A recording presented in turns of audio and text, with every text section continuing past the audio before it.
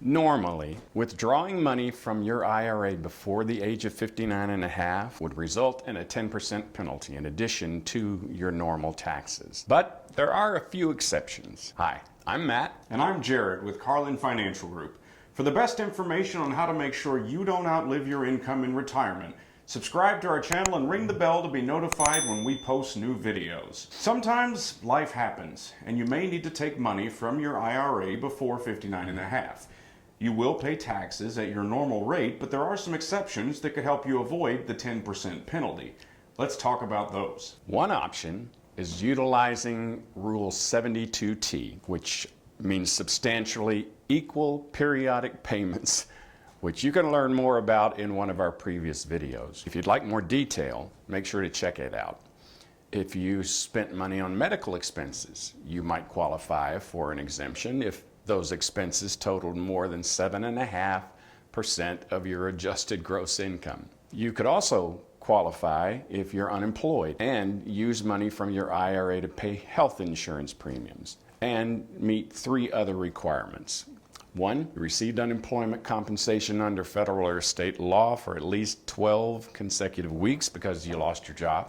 2, you took the IRA withdrawal either during the year you received the unemployment benefit or the following year. And 3, if you get a new job, you can't take the withdrawal more than 60 days after the start of your new employment. Disability could be another reason. According to the IRS, you are disabled if you can't perform any substantial gainful activity because of a mental or physical condition.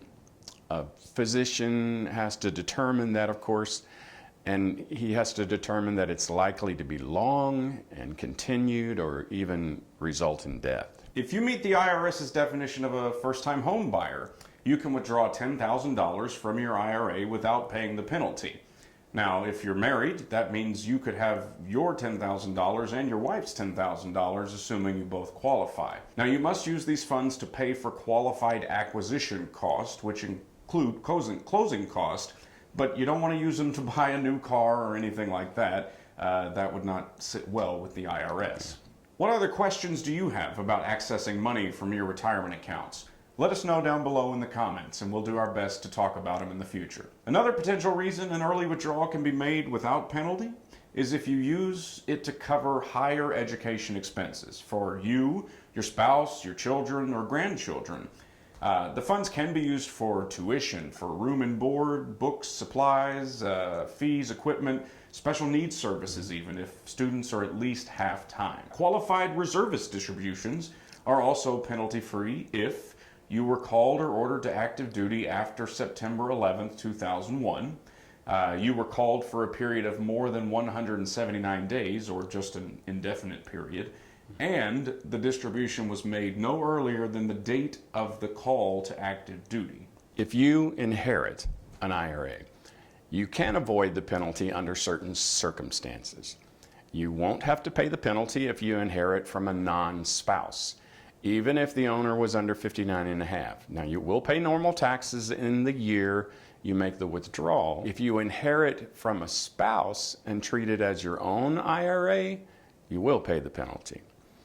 If you inherit an IRA from a spouse and choose to title it as an inherited IRA, you can avoid that penalty. However, minimum distributions must be taken every year, no later than 12/31 of the following year of that person's death. Again, if you have it titled as an inherited IRA, minimum distributions are required, even if you are under the age of 72, the age that normal required minimum distributions must start. If you're having or adopting a child, you can access up to $5,000 for qualified birth or adoption distributions. And finally, there are sometimes exceptions made by law due to certain emergencies and disasters, as we've seen during the COVID pandemic. Making an early withdrawal from your retirement account is a decision you should be sure about before you make it, as there's rarely an opportunity to reverse that decision. If you could use a second opinion before you make any decisions, you can find out more about working with us by checking out the link down below to apply to become a client.